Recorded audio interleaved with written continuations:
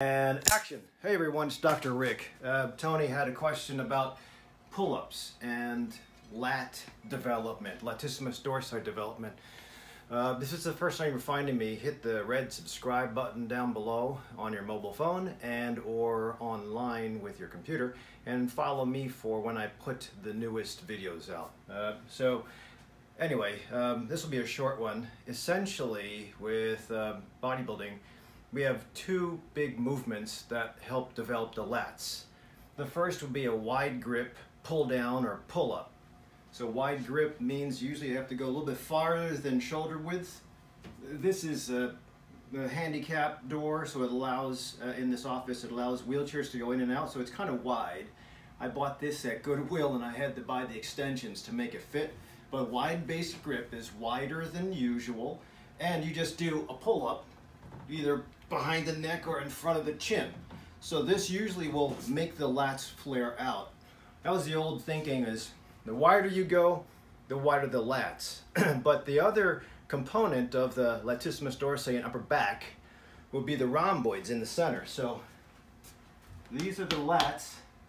These back here are the rhomboids. The rhomboids control moving the scapula, the shoulder blades in. The lats control moving this kind of movement. So rhomboid development would be narrow. This isn't really a narrow grip, but holding like this, like a long pulley row, when you do this on a cable pull, best I can do is this. So long pulley rows and or rhomboid development, you want to bring it to your abdomen. So that way you can get a thicker area here and have more shoulder control. I guess you can probably, if you don't have this option, only have one pole, this is one option. If I don't hit my head, you can bring it this way. It kind of works.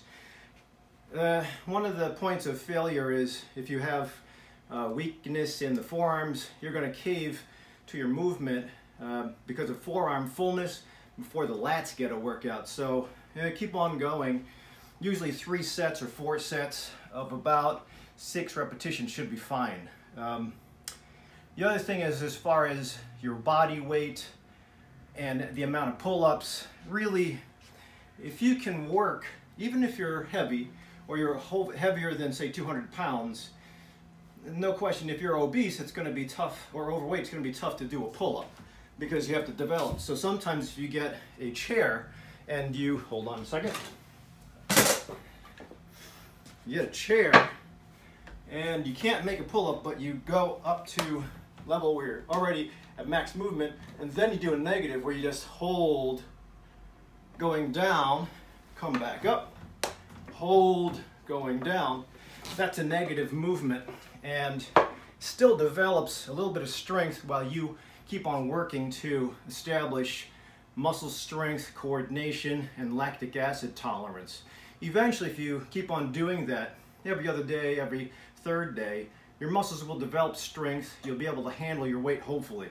Again, if you're less than 200 pounds, you should be able to do a couple of these. I usually go to the point of fatigue, so I can get about 20 to 30 out in the gym, and I vary my grips so I have full development.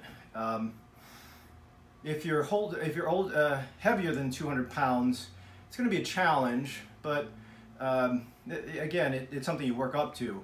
There's a guy called Osborne, has pulling your weight.